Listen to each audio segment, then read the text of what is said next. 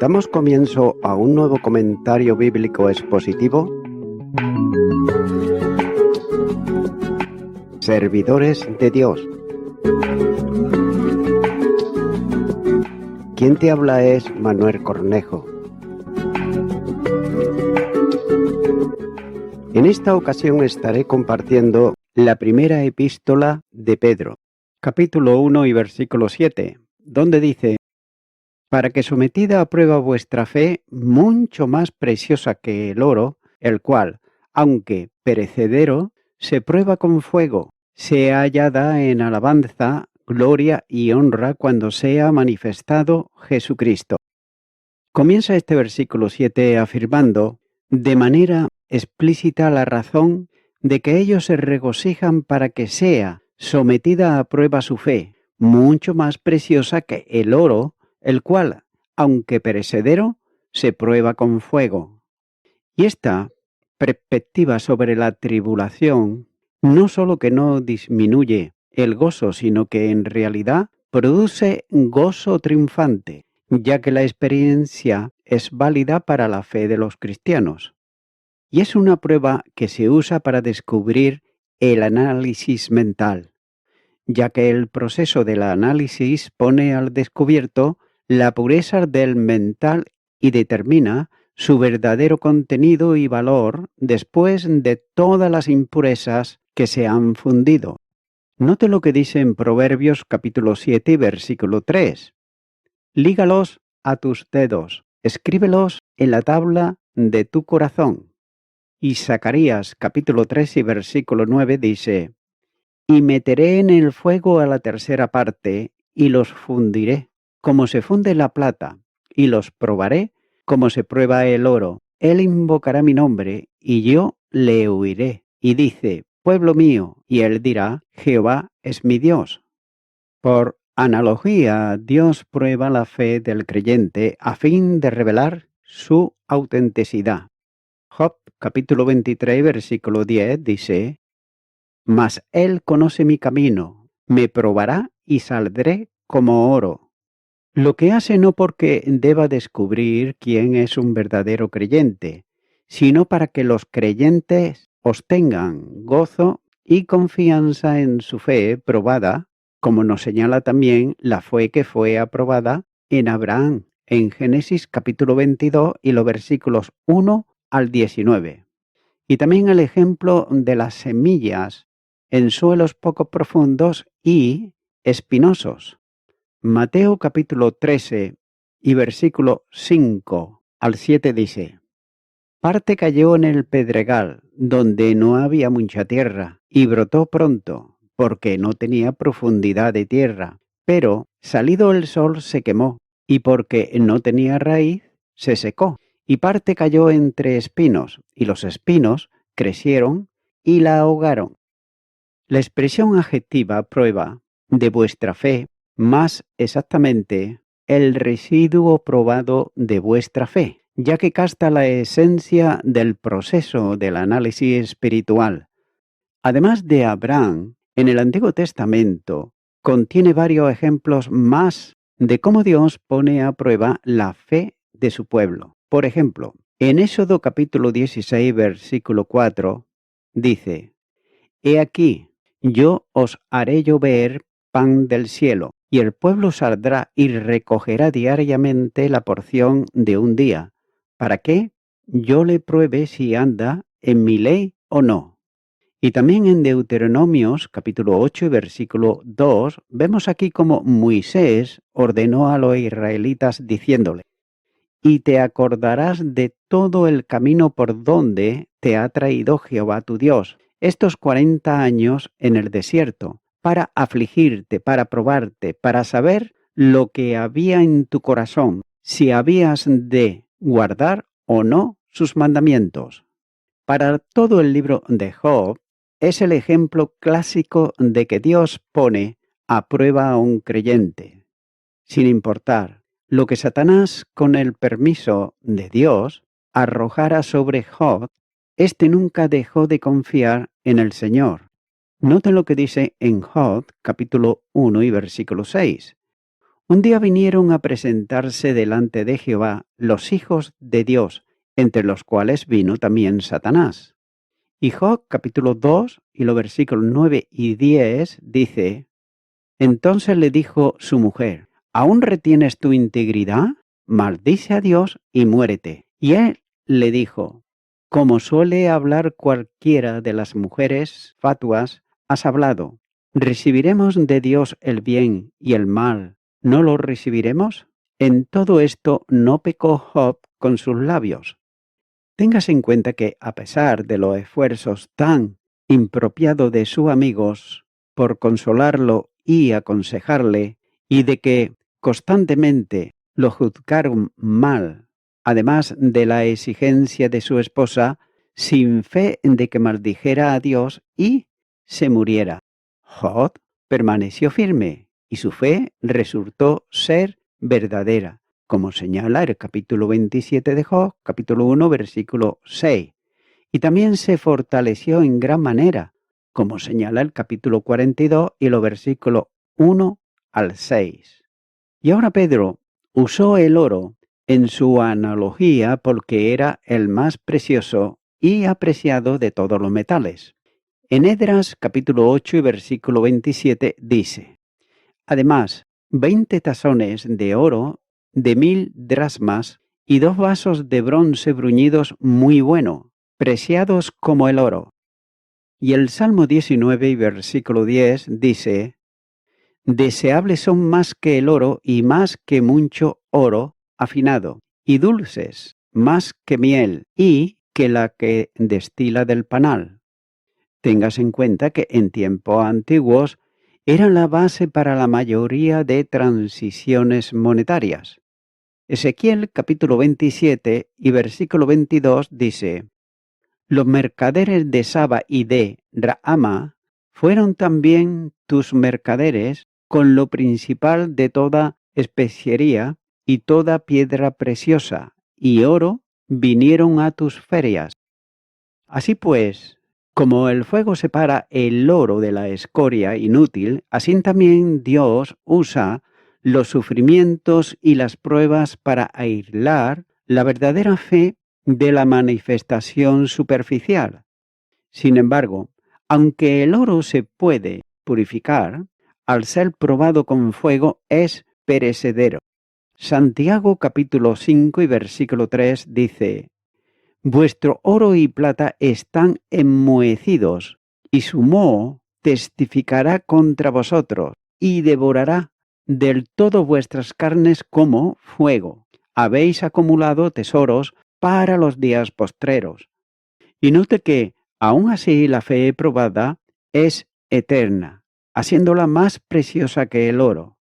Los apóstoles, ellos ministraron después de Pentecostés con excelentes ejemplos de aquellos que pasaron pruebas difíciles y que por eso llegaron a confiar en su fe probada.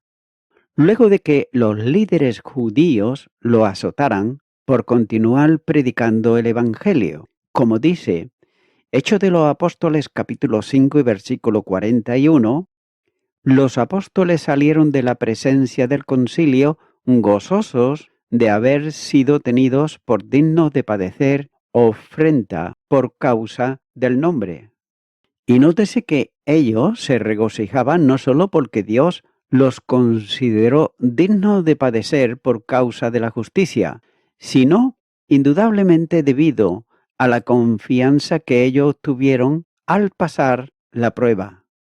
Ellos habían recorrido un largo camino desde los días en que Jesús los amonestó por su poca fe, como dice en Mateo capítulo 8 versículo 26 y Lucas capítulo 8 versículo 25, cuando abandonaron a Jesús y huyeron después de la crucifixión. Marcos capítulo 14 versículo 27 y versículos 50 al 52.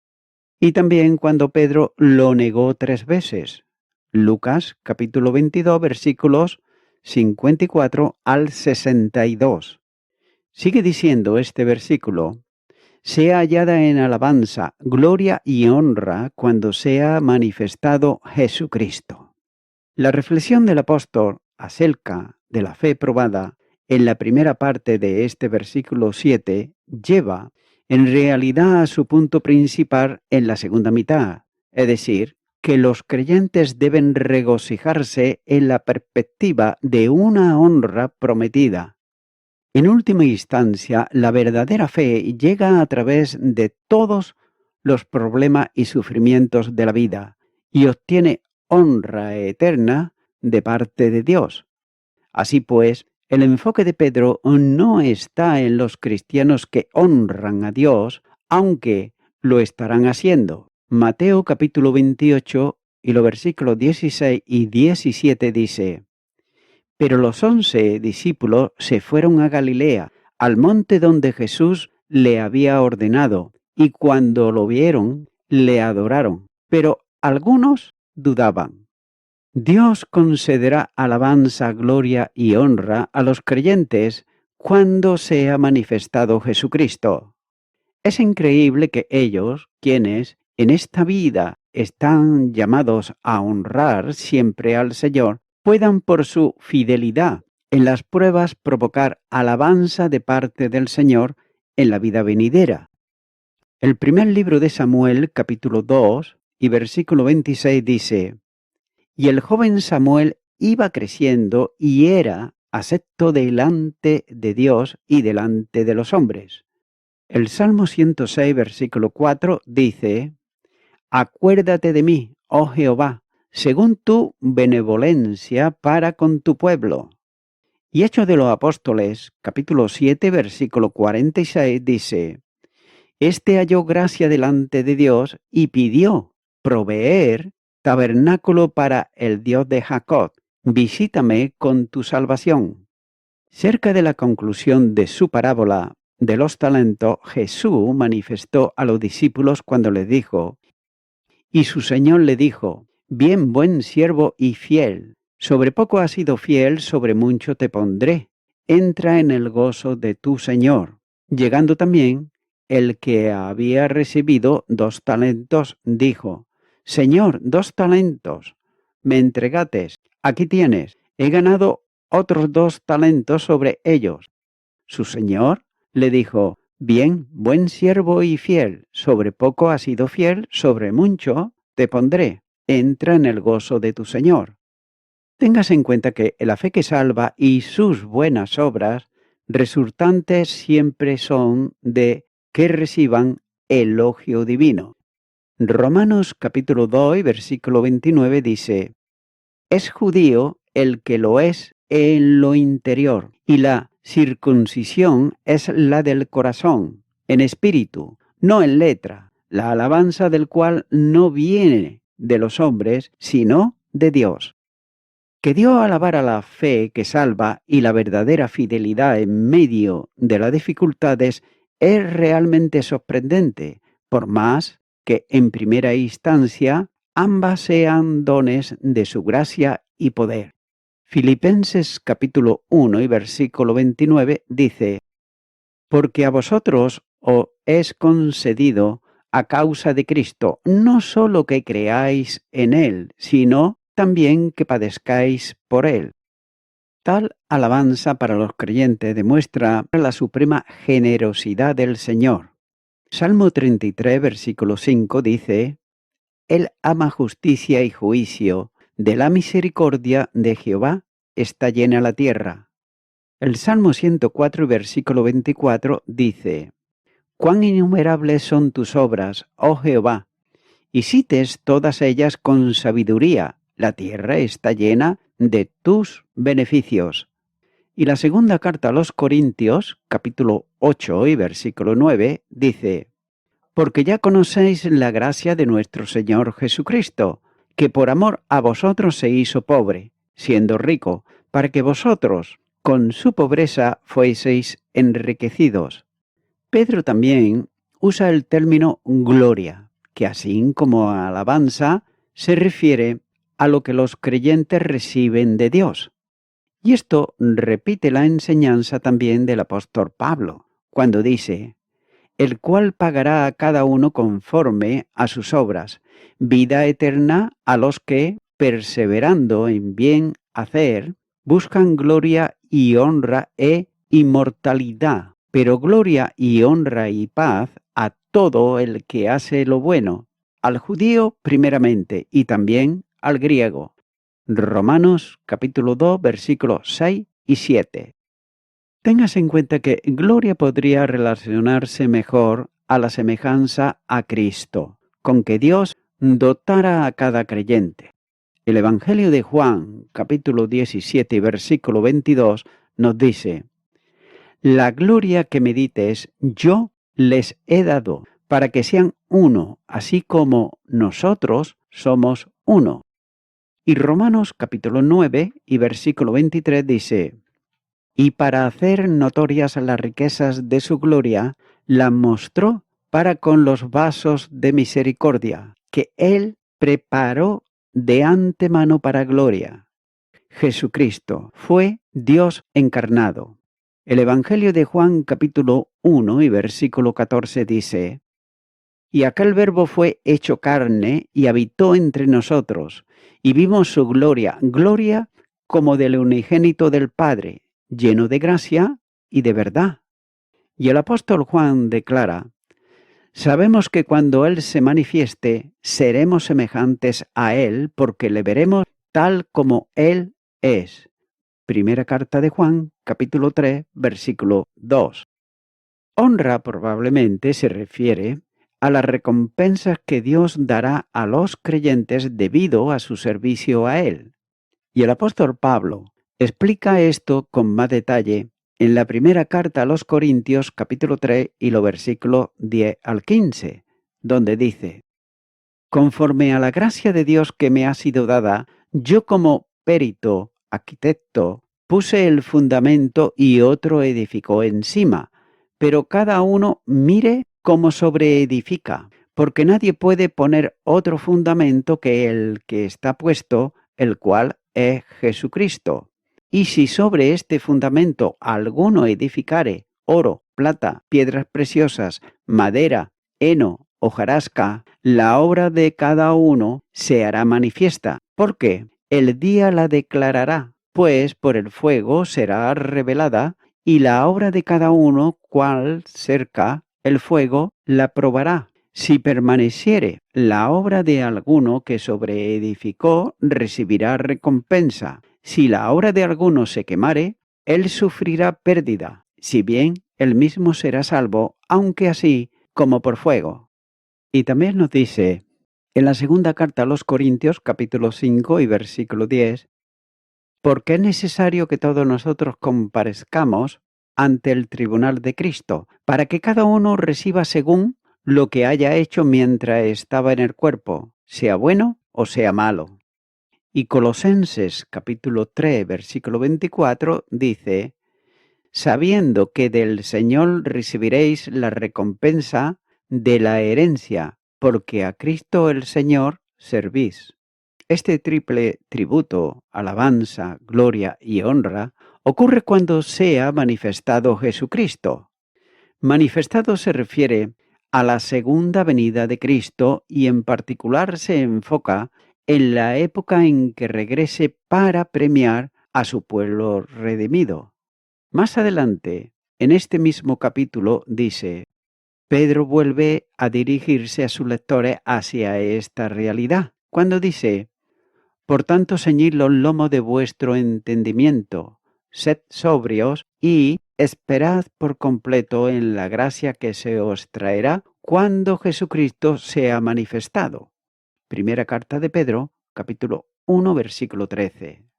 Y Romanos capítulo 8, versículo 18 nos dice: pues tengo por cierto que las aflicciones del tiempo presente no son comparables con la gloria venidera que en nosotros ha de manifestarse. En su parábola del siervo vigilante, el Señor Jesús habló de la adelante anticipación de la recompensa eterna, cuando dice: estén ceñidos vuestros lomos y vuestra lámpara encendida, y vosotros sed semejantes a hombres que aguardan a que su Señor regrese de las bodas, para que, cuando llegue y llame, le abran enseguida. Bienaventurados aquellos siervos a los cuales su Señor, cuando venga, halle velando. De cierto, os digo que se ceñirá y hará que se sienten a la mesa y vendrá a servirles. Lucas capítulo 12 y los versículos 35 al 37. Sin embargo, ninguno de estos pasajes indica que los creyentes tendrán que esperar hasta el regreso de Cristo, antes de que Él encuentre genuina fe de ellos. La realidad de esa fe ya está validada al soportar con fidelidad las tribulaciones y las pruebas, ya que es una asombrosa verdad que cuando Jesús vuelva a por los suyos, no solo que ellos los servirán gozosos, sino que también Él gentilmente les servirá y los honrará. Y voy concluyendo con esto. Alabanza, gloria y honra. Probablemente de parte de Dios, ya que Él habrá probado la autenticidad de la fe de cada uno. El guardado en los cielos para vosotros, que por la fe sois protegidos por el poder de Dios. Cuando se dé a conocer la autenticidad comprobada de la fe de los creyentes, el Dios que ha protegido a los creyentes con su poder, recibirá alabanza, gloria y honra. Y los creyentes cuya fe es su fe, también recibirán reconocimiento por esa fe. Así pues, tanto la gloria de Dios como la participación de los creyentes en esa gloria son temas fuertes a lo largo de esta carta. Amigo y amiga oyente, el hombre y la mujer que son naturales, es decir, los que no tienen a Jesucristo en sus vidas, ni tampoco quieren saber nada de Dios, como precisamente yo era anteriormente uno de ellos, que no tenía a Jesucristo en mi vida como mi Salvador, solía hacer todo por y para mi gloria, para mi honra y para mi alabanza, todo para mí, y si queda algo, también para mí. Para lograr eso, muchos, sin ningún reparo, mienten, roban, traicionan, usan personas para sus propios propósitos solamente por un tiempo y luego desaparecen. Pero mi amigo y mi amiga oyente, si tú aceptas a Jesucristo en tu corazón, Él te dirá un día, como dice el Evangelio de Mateo, capítulo 25 y versículo 34. Entonces el Rey dirá a los de su derecha: venid benditos de mi Padre, heredad el reino preparado para vosotros desde la fundación del mundo. Mi amigo, mi amiga oyente, ¿en qué lado estarás tú? Si estás a su derecha, recibirás gloria y honra. Pero si estás a su izquierda, querrá decir con ello de que no has tenido en tu vida ninguna intención de obedecer a Cristo, de leer su palabra, ni nada de ello. Por tanto, yo te animo a que ahora tú puedas hacer una oración invitándole al Señor Jesucristo a que venga a tu corazón, a que venga a tu vida. Ora conmigo si nunca antes la has hecho y repite esta oración que voy a hacer, cortita, sencilla, y di conmigo: Señor Jesucristo, hasta ahora nunca te he tenido en cuenta. Todo lo que he hecho ha sido para mí y solo para mí. Pero ahora quiero pedirte perdón por ser una persona avara, por ser una persona interesada y muchas cosas más. Te pido perdón por todos mis pecados. Me arrepiento de ellos. Te abro mi corazón, Señor Jesucristo, y te recibo como mi Salvador. En tu nombre. Amén.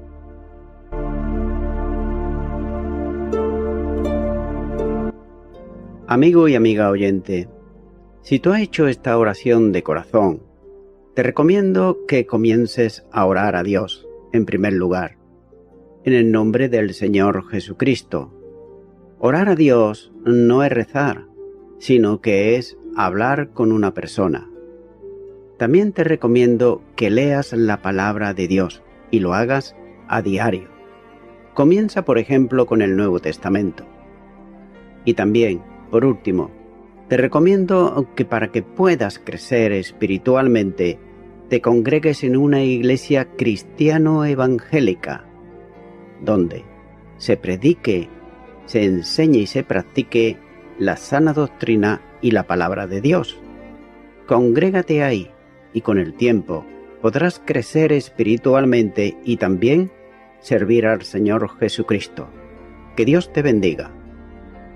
Y a toda la audiencia, nuevamente ya me estoy despidiendo de todos ustedes y será hasta el próximo programa. Que Dios os bendiga a todos.